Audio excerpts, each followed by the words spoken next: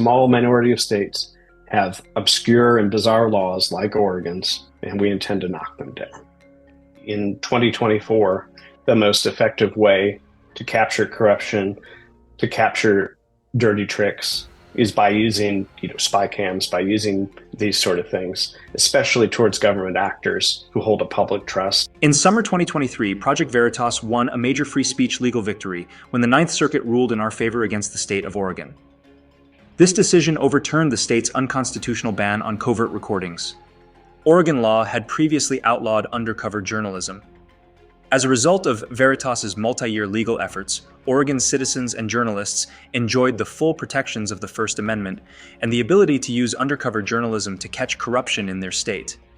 The summer of 2023, the Ninth Circuit delivered us a victory, and it wasn't a small victory.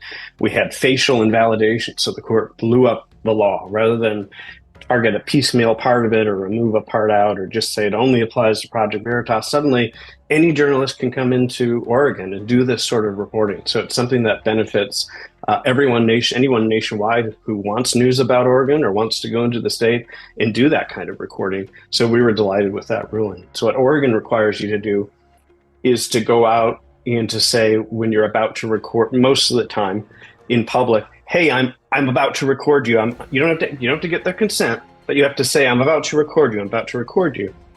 Except when you're recording the police. They amended the law in 2015 to allow you to freely record the police without doing that.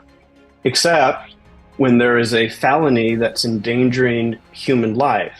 When you're in that sort of a charged, sometimes violent environment, it's so important that journalists are able to not have to, again, come in well identified because, like the journalist Andy Ngo, he was attacked. He suffered a traumatic brain injury in his coverage of some of the protests and violent activities. So the ability to go in and secretly record is of paramount importance. Capturing something by audio and video creates the most accurate depiction of that data.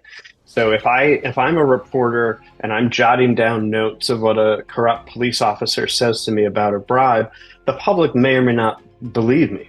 But when I produce that audio and that video, boy, that's hard to turn away from. In March 2024, on appeal by the state of Oregon, the court vacated Project Veritas's major legal victory, sending the case back to the trial court for a new hearing. With the reversal of this strong First Amendment ruling, Project Veritas is going back to court to continue fighting against the criminalization of undercover journalism in Oregon. There's so much in undercover journalism that happens on the spot. It's dynamic, and you have to be able to get it in a moment's notice, seconds, or within a minute. You don't have time in a crowded park or on a sidewalk where there's 50 people nearby to make sure everybody's heard it and to be able to then get out the equipment and do it. You need to be able to act that way. What we're challenging is the ability to go out on the street, in a crowded lobby, in public areas, capture that information, be able to report it to the public. In June, we'll be heading back to the Ninth Circuit just to reaffirm that the right First Amendment affirming decision had already been reached and that the strong medicine of invalidating all of Oregon's recording law was the correct approach.